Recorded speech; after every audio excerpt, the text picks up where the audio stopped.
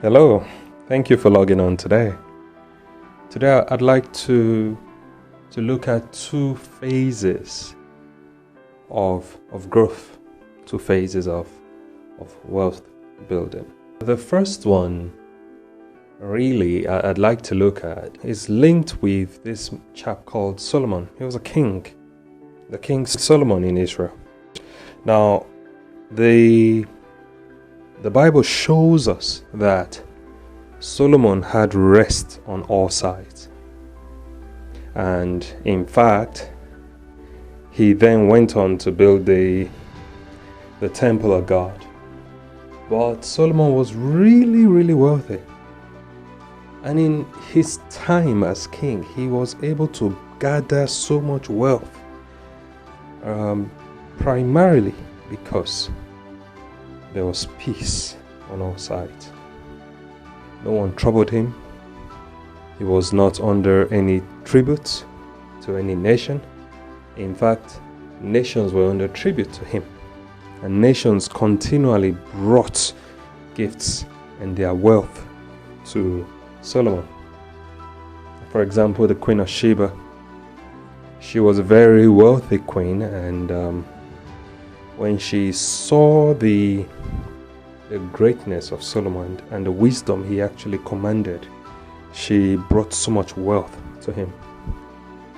Now, this story shows us that in times of quiet peace, where there is no chaos, you can build wealth. It's actually very easy to build wealth in those times. And so that's the first part I want to look at. That wealth can be built when there's no peace, chaos. But usually, before this time of peace and quiet that Solomon experienced, there's usually a time of warfare. Tests will come. Trials will come. It will look like the business is not kicking off.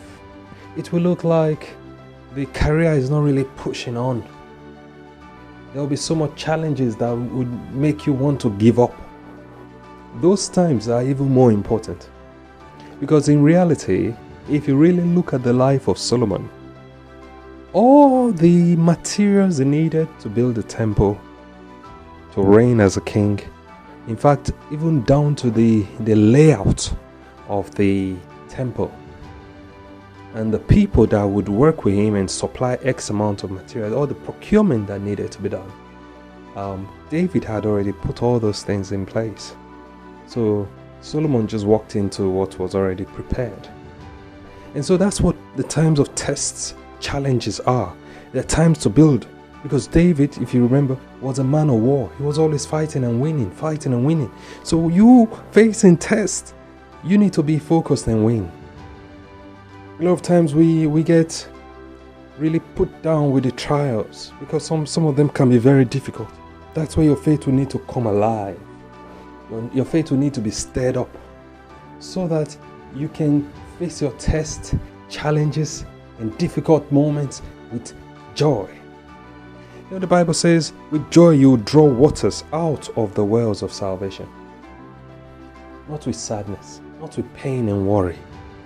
So you have to muster up joy a lot of times so that you can be victorious even in those times that seem tough. Because those times that seem tough are the time you're building capacity. You're building capacity for the time of rest that will come.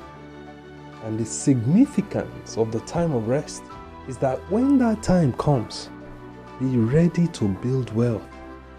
The time of rest is not the time to say, well, I've arrived. Man, I need to enjoy my life. So let's go on a private jet, first class, and you squander your wealth. That's not a time to squander. It's a time to build wealth. So there are seasons. There's a season to be trained, to build capacity, to go through tests, challenges, tough times, where they look like there's no client. It's fine. Go through that. Go through it with your head held high. And then when the time of rest comes, enjoy it. But be prudent Be wise. That's why Solomon needed wisdom. In times of rest and peace, that's when you need wisdom.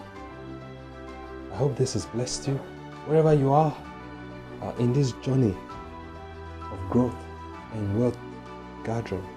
I pray God will strengthen you and help you to go through it successfully. God bless you.